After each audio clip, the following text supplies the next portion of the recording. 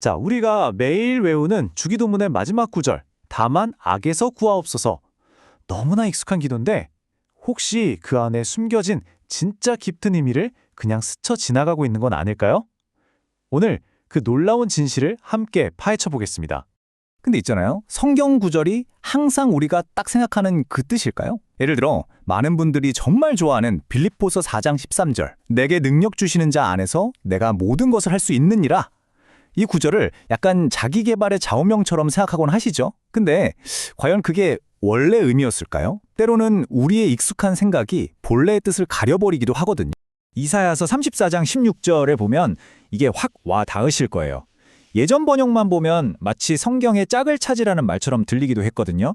하지만 새 번역 성경을 딱 보니까 와, 이게 완전 다른 이야기인 거예요.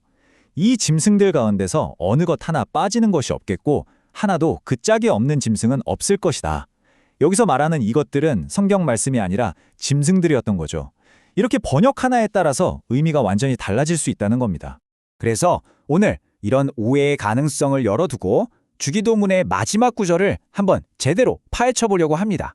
먼저 다만이라는 단어의 숨은 뜻부터 시작해서 악이 대체 뭔지, 그리고 사탄을 대하는 우리의 자세, 마지막으로 이 기도가 왜 나만이 아니라 우리를 위한 기도인지까지 차근차근 짚어볼게요.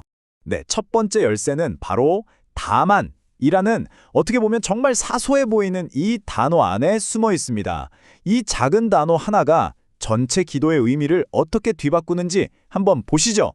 우리가 국어사전에서 다만을 찾아보면 보통 앞에 한 말에 대해서 예외나 조건을 덧붙일 때 쓴다. 이렇게 나와요. 그러니까 앞에 어떤 이야기가 있고 하지만 혹은 그러나 하면서 뭔가 다른 상황을 이야기하는 거죠. 여기서 원문인 헬라어를 들여다보면 이게 더 확실해져요. 다만으로 번역된 단어가 알라라는 건데 이건 그냥 그리고가 아니라 아주 강한 그러나를 의미하는 단어예요. 앞뒤 내용이 확 대비되는 그런 강력한 반전을 주는 거죠. 자, 그럼 이걸 기도에 적용해 볼까요? 우리를 시험에 들게 하지 마시옵고 그러나 악에서 구하시옵소서 이렇게 되는 거예요. 그러니까 이 두 기도가 따로 노는 게 아니라는 거죠. 이걸 쭉 이어서 생각해 보면 이런 뜻이 돼요. 하나님, 저희가 감당 못할 시험은 피하게 해주세요. 하지만 만약에 저희가 꼭 그 시련을 겪어야만 한다면 그때는 반드시 악에서, 그 악한 자에게서 저희를 건져주세요. 어떠세요? 기도의 차원이 완전히 달라지는 느낌이죠? 좋아요. 그렇다면 우리가 구해달라고 기도하는 그 악이라는 거 대체 정체가 뭘까요? 이게 그냥 우리가 저지르는 나쁜 행동들을 말하는 걸까요? 아니면 뭔가 더 큰 존재를 가리키는 걸까요? 여러분은 주기도문에서 악이라고 할 때 보통 뭐가 떠오르세요? 우리가 피해야 할 그런 나쁜 행동들? 아니면 그 모든 악의 배후에 있는 어떤 존재? 보통 악에 대한 해석은 크게 두 갈래로 나뉘어요. 좁게 보면 우리가 흔히 생각하는 거짓말, 도둑질, 이런 개별적인 죄나 악한 행동들이죠. 하지만 성경을 깊이 연구한 학자들은 대부분 여기서 말하는 악은 그냥 행동이 아니라 악한 자, 즉 사탄을 가리키는 거라고 봐요. 모든 악의 뿌리 말이에요. 만약 이 기도를 그냥 나쁜 짓 안 하게 해주세요 정도로만 생각하면 사실 문제의 본질을 놓치는 셈이에요. 예수님이 가르쳐주신 이 기도는 단순히 감기 증상만 없애달라는 게 아니라 감기를 일으키는 바이러스 자체로부터 우리를 지켜달라는 훨씬 더 근본적인 외침인 거죠. 자, 그럼 그 악한 자, 사탄에 대해서 우리는 어떤 태도를 가져야 할까요? 이 부분에 대해서는 작가 C.S. 루이스가 그의 책 스크루테이프의 편지에서 정말 기가 막히게 설명해 놓은 게 있어요. 루이스가 말하는 두 가지 함정은 이래요. 첫 번째는 아예 사탄의 존재를 안 믿는 거예요. 에이, 그런 게 어딨어? 하면서 완전히 무시해버리는 거죠. 그리고 두 번째는 정반대예요. 너무 과도하게 관심을 갖는 거죠. 뭐만 하면 이것도 사탄 탓, 저것도 사탄 탓 하면서 병적으로 집착하고 두려워하는 태도. 이 두 가지가 똑같이 위험하다는 겁니다. 아니, 왜 이 두 개가 둘 다 위험할까요? 고린도 후서에 보면 사탄도 자기를 광명의 천사로 가장한다는 구절이 나와요. 이게 핵심이에요. 사탄은 뿔 달리고 무서운 모습으로 나 사탄이다 하면서 나타나지 않는다는 거죠. 오히려 굉장히 그럴듯하고 심지어 선해 보이는 모습으로 다가오기 때문에 아예 무시하는 것도 또 과하게 두려워하는 것도 둘 다 속아 넘어가기 딱 좋은 태도라는 겁니다.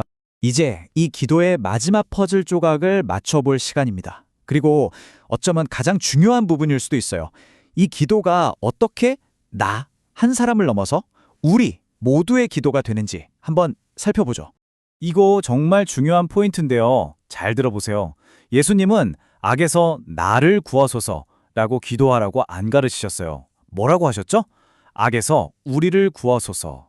이 단어 하나, 나에서 우리로 바뀐 이 관점 하나가 기도의 스케일을 완전히 바꿔버립니다. 그럼 여기서 말하는 우리는 도대체 어디까지일까요? 물론 나 자신에서 시작하겠죠. 하지만 거기서 멈추지 않아요. 우리 교회 공동체, 더 나아가서 우리나라의 지도자들, 내 옆집 이웃, 그리고 온 세상 모든 사람을 포함하는 거예요. 이건 그야말로 우주적인 기도인 거죠. 아니, 왜 나만 잘 되면 되지? 왜 굳이 우리를 위해 기도해야 할까요? 이건 굉장히 현실적인 이유가 있어요. 생각해 보세요. 어떤 공동체의 리더 한 명이 유혹에 꼴깍 넘어가 버리면 그 사람 하나만 힘들어지나요? 아니죠. 그 공동체 전체가, 심하면 나라 전체가 고통을 받잖아요. 악의 영향력이라는 게 그렇게 개인에게만 머물지 않거든요.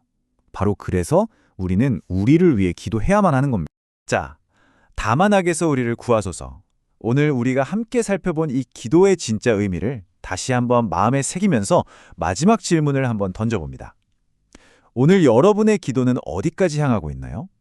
부디 그 기도가 나 자신이라는 작은 울타리를 넘어서 우리 공동체와 온 세상을 품는 더 크고 깊은 기도가 될 수 있기를 바랍니다.